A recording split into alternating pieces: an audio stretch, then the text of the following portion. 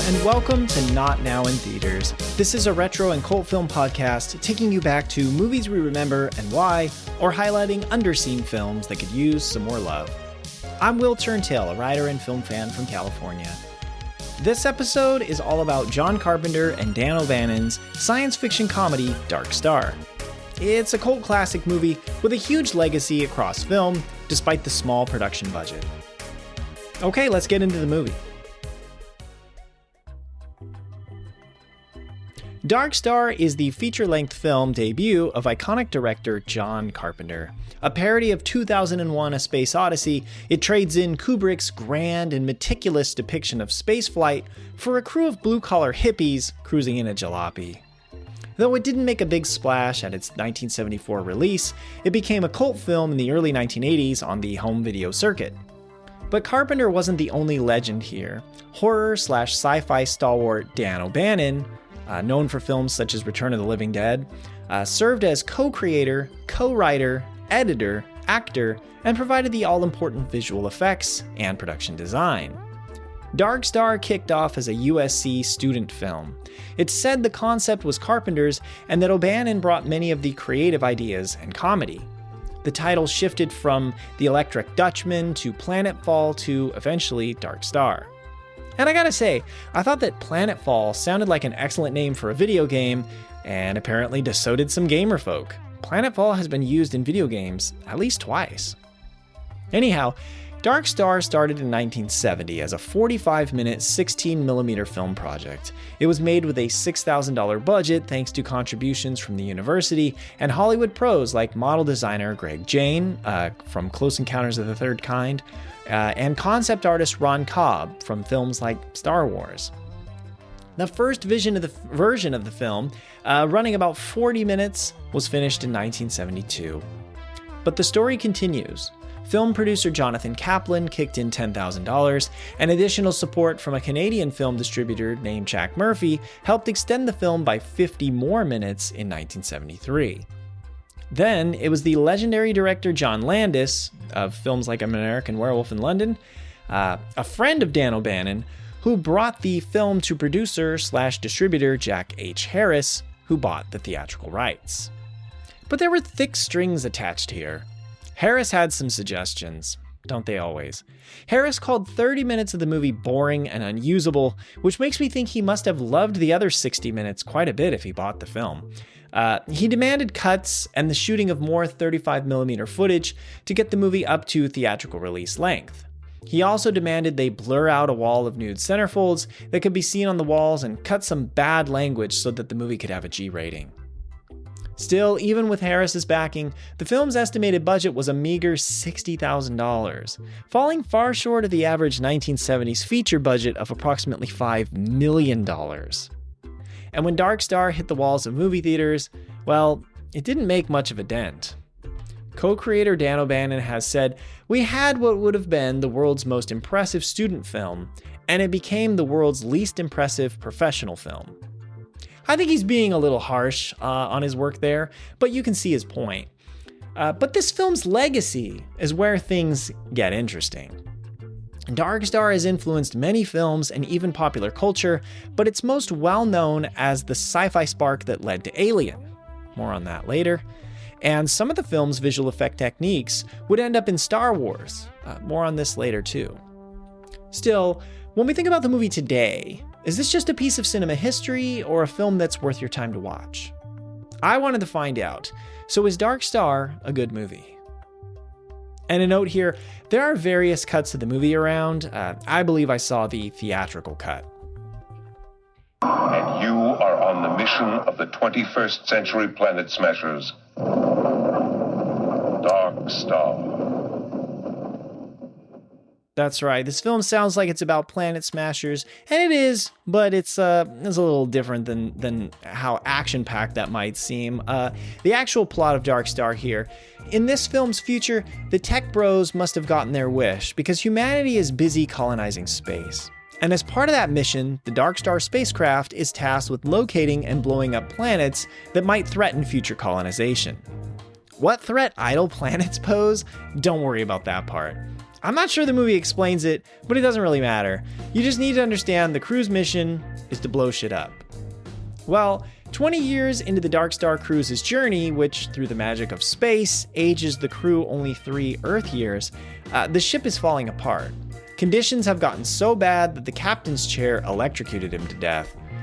The remaining crew, Lieutenant Doolittle, Sergeant Pinback, Boiler, and Talby, do their best to keep themselves entertained as they try not to die from boredom or the ship's next malfunction. Complicating the crew's survival is a giant beach ball-shaped alien and a bomb that, after getting hit with an electromagnetic energy in a space storm, begins to malfunction. Will the Dark Star's crew survive the mission? And walking you through the cast of this movie, okay? We have Lieutenant Doolittle, played by Brian Narelle, Sergeant Pinback, played by Dan O'Bannon, Boiler by Carl Kuniholm, and Talby by Andre Pahich, if I know how to pronounce that correctly. And you can read the rest of the main cast here in the transcript. You've got, John Carpenter, Dan O'Bannon, and some other people they rounded up filling out the cast. So what's good in Dark Star? Well, let's start with the soundscape. The film's synthesizer score and theme starts off with 2 points. Like many of his films, John Carpenter scored Dark Star with synthesizers.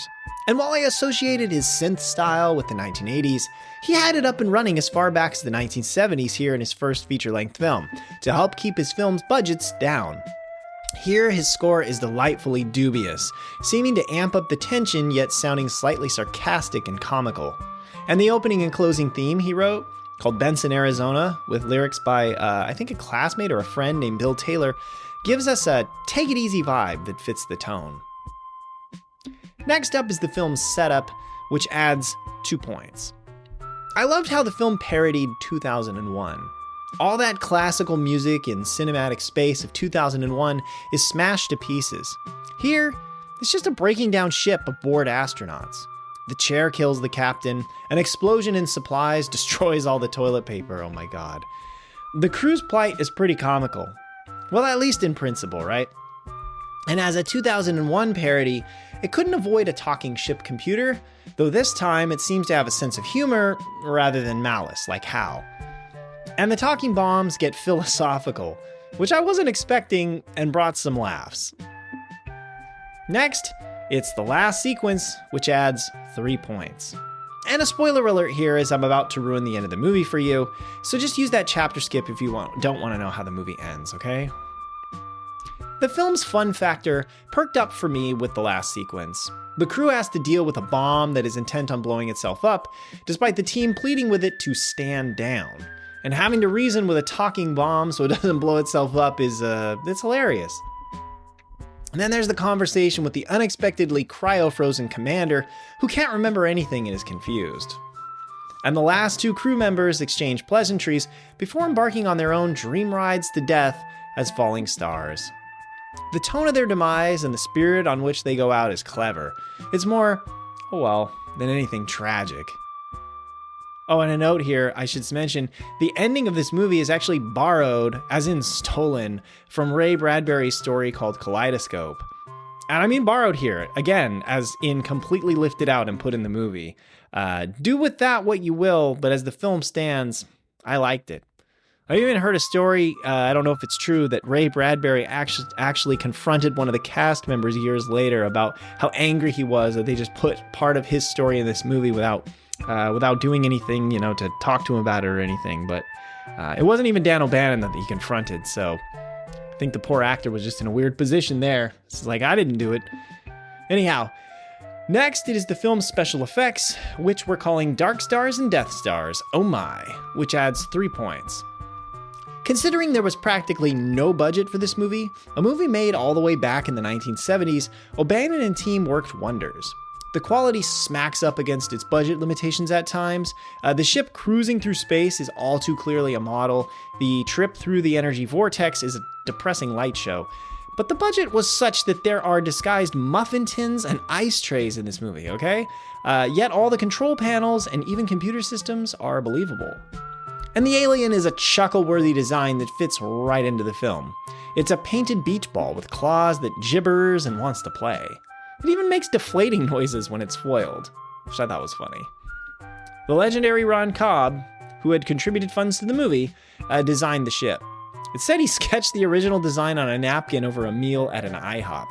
So I don't think he was actually pulling in late hours on that one, from what I can tell. And Dark Star's computer screen effects were so convincing that George Lucas hired O'Bannon to create the computer-generated imagery in Star Wars Episode 4: A New Hope, showing the Rebel pilots the Death Star's weakness. And the Star Wars connection doesn't die there. The same camera techniques to get the hyperspace jump effects in Dark Star took pilots to that iconic light speed in Star Wars. So what's not so great about Dark Star? Well, first up, it's the film's dialogue, which takes away 2 points. The dialogue isn't as solid as you would hope. For example, sometimes it just comments on what the audience can already see, which doesn't add value. For example, Pinback gets upset with Boiler when Boiler pulls out the ray gun for target practice. He tells him, "Hey, you're not supposed to do that." Or, "That's the lid to the heating unit," as Boiler sets it up as a target. Maybe this is to give the audience the exposition about what he's doing, but it's not necessary, as we can see what's going on and ascertain it. When the ship's computer alerts Pinback that it's time for him to feed the alien, he exclaims, "I don't want to do that." Is that a terrible line? No, but it's a missed opportunity to say something more clever or add flavor to the character, you know? So it just kind of shows you, just in a general sense, what this dialogue and screenplay can be like here. The next drawback to the film was its overall low funny factor, which will remove 2 points. Outside of the ending, Dark Star doesn't have enough gags or sequences to make you laugh. Pinback tells the same boring story during lunch hour, or shows that he's perhaps getting some space madness while recording messages. The crew is bored, but the ways they try to entertain themselves, like improvising music from empty bottles, yeah, it's just not comedy gold there. But the biggest flaw for me was that the middle of this movie goes on far too long. The sequence with Pinback's troubles with the alien in the elevator shaft is the biggest culprit. It's a 20-minute sequence that isn't funny enough for 5. You wonder if this was where some kind of expansion occurred to get the movie to feature length. And a fun fact, when audiences didn't laugh enough at Dark Star, it prompted Dan O'Bannon to decide, if I can't make them laugh, then maybe I can make them scream. So he began working on a story called Memory, which later would become Alien. Yes, as in Ridley Scott's Alien. He is the original writer and creator of that. Next, I'll call this one, What Are We Working Toward? And it takes away 2 points. Most movies set themselves up in the first 25 to 30 minutes, setting in motion a primary conflict that will be resolved by the end of the movie. Early on, Dark Star sets up its characters and the fact that the ship is breaking down. Still, you don't necessarily feel you are working towards solving one overarching issue, rather than wandering from there to the ending sequence. This could be because the cast and crew shot additional footage years later to expand the student film into a feature-length movie. O'Bannon seems to have felt the same way. He recut the movie to 72 minutes and removed much of the additional footage for a 1992 Laserdisc release. Okay, so to be fair to him there. I'd be curious to see O'Bannon's cut actually, but I can only evaluate what's in front of me. And this cut, which I think is the theatrical cut, yeah, it didn't get there.